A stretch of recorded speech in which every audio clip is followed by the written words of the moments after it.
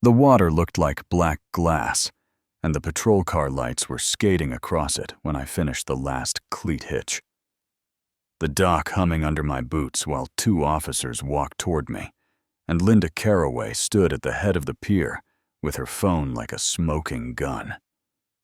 Chin high, certain she had me, she'd called 911 and told them I was trespassing on HOA property, and I just held up my screen, zoomed to the county seal, and said, calm as I could, "You can't trespass. You're the majority owner." 3 months before that night, I moved into 215 Bay Lantern Drive at Seabrook Landing, a quiet street with salt in the air, and a porch that made coffee taste better, and the house came with a surprise that sounded fake until you read the documents twice. 53% of Seabrook Landing. Marina LLC recording number CUXA. A real private company sitting beside the neighborhood like a stubborn cousin. Separate bank account. Separate insurance. Separate everything. Which is why the first time Linda showed up with a plastic-wrapped welcome basket and a 3-ring binder the size of a backpack, I had no idea a binder could start a war.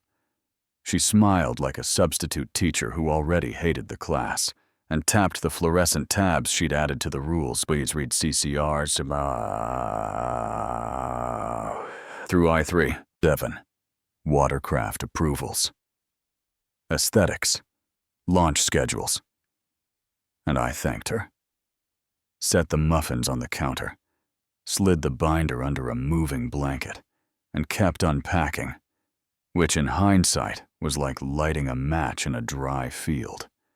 5 days later, at 6:03 a.m., the door knock felt like a fire drill, and there she was, with a pink citation, unauthorized docking, first offense $500, and I'm standing there in yesterday's t-shirt, blinking at the sunrise, like really at dawn. And she says, compliance never sleeps. Like that's a normal thing to say to your new neighbor. I breathed, told her the Marina was a separate company, and I'd email the deed, and she said, send it to the board the way people talk to you when they think you believe in unicorns. The first real face-off was a Saturday around 10 gulls loud. The trailer hinge squeaking, and I was guiding my 24-foot cabin cruiser, nothing flashy clean paid for, down the ramp when she stepped out with that clipboard, like it was a badge. You cannot launch here without board approval. Mr. Mercer. Very clear, and I set the brake, wiped my hands, and said,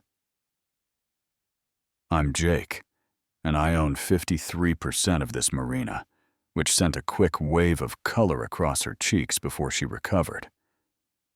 You can own shares of a dock and still be subject to standards, and I said, this dock is a company, and your board isn't that company. And I probably should have skipped the smile. After that, my inbox turned into a disaster movie. Unauthorized vessel. Threatens property. Values. Safety concerns at boat ramp non-conforming hull aesthetic raises questions. And at dusk, she staged what she called informal gatherings near the pier where neighbors just happened to stroll by while I was tightening bolts. She measured cleat distances with a tape like we were building a rocket. Took photos from every angle, brought in an independent marine consultant who turned out to be her nephew in polarized sunglasses. And I kept replying with PDFs like a polite robot, deed, LLC articles, tax receipts, and started logging everything with dates, times, voicemail transcripts, a folder called HOA Drama, because sometimes you have to laugh to keep from grinding your teeth. Then the services pressure hit. My pool key fob went dark, pending compliance review. I got a letter threatening to tow my vessel if it wasn't approved in 10 days, and she CC'd the City Harbor Authority like she'd discovered government. I called the harbor authority myself, explained the marina was private, gave the recording number, and the guy said, almost amused, "We have our hands full with public ramps." You're not one, and hung up, and you know what I mean? There's a moment when you stop being confused and start taking notes for real. The monthly HOA meeting smelled like floor cleaner and coffee folding chairs, fluorescent lights, and Linda had a PowerPoint titled, "The Boat Problem." With my boat. Shot from low angles like a villain, red arrows, dramatic captions, and she lectured for 40 minutes in that voice people use when they want to sound taller. This is about standards. This is about who we are, and when. She finally sat down. I plugged in my phone, threw up the county seal, zoomed to CL 2025-118742, and said, "This is the deed to Seabrook Landing. Marina LLC, a private company, separate from the HOA slip assignments, approvals operations. Those belong to the marina, not the HOA." And you could hear the room swallow. A couple board members stared at the agenda like it had tricked them, and Linda said, voice gone sharp, impossible, "I've managed this dock for 7 years, and I said plain as bread. You managed a committee, not the company that owns it," which is the moment the air changed. That was the twist, the first time the room didn't bend around her. 2 days later, the night from the beginning, the officers walked the dock, while Walter, the tall neighbor in a hat, gave me a look that meant, "Brace yourself." Officer Nora Hale said, "We got a call about trespassing and unauthorized docking," and I opened the photo album labeled Proof, because of course I had one. Handed her the deed, and Officer Justin Kim glanced at Linda and said, "Without drama. If a person is the majority owner of a property, they're not trespassing." And Linda tried to pivot to standards and aesthetics, and Officer Hale said, "Not unkind.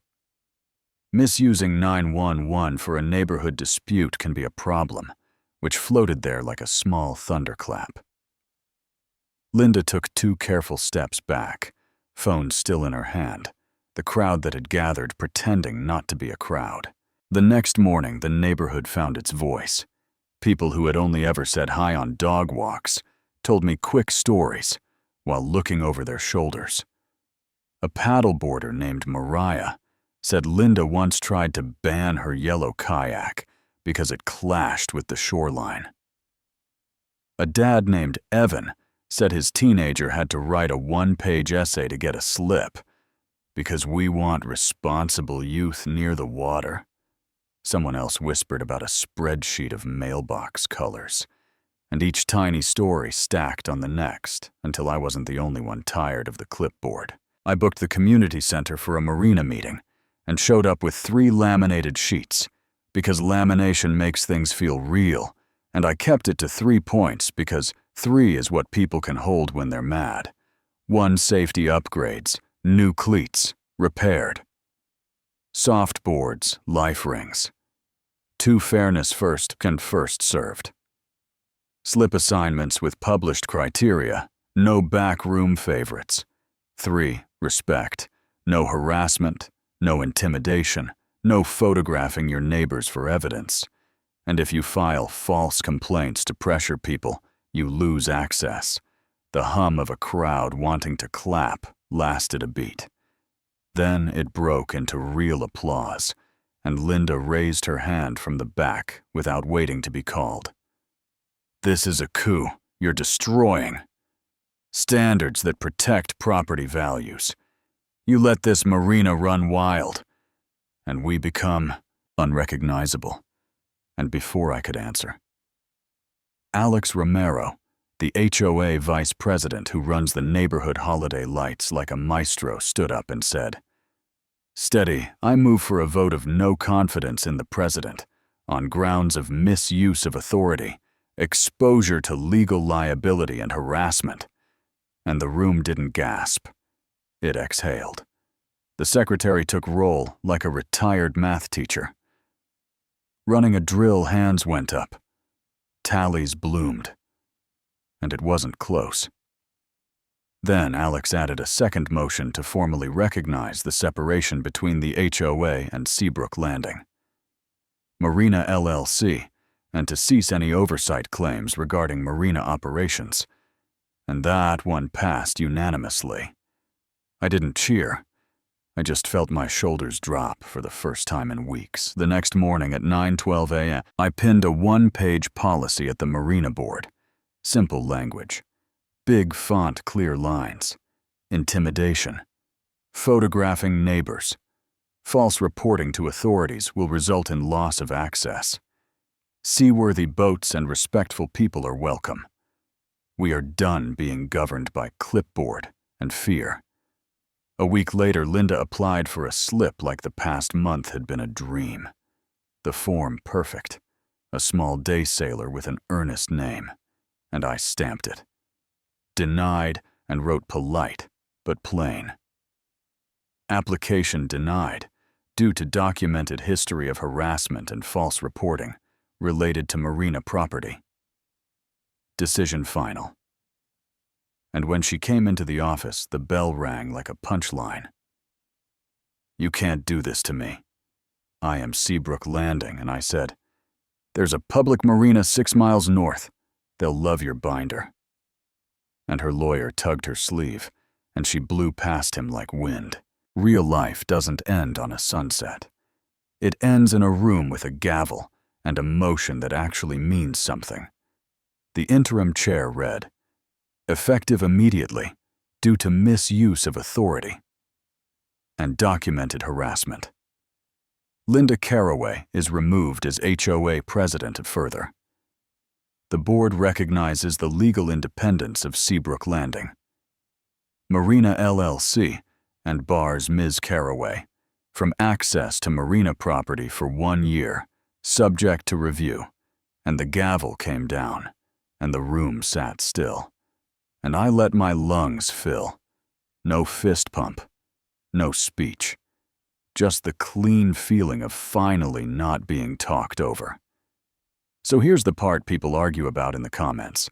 Where is the line between community standards and control? When does protecting a neighborhood become policing people you don't like? Is calling 911 for a disagreement ever justified? Or is that the moment a binder tries to become a badge? You know what I mean. I get why HOAs exist. I even like neat lawns and quiet nights. But when a rule book turns into a weapon, the damage doesn't show up first in property values.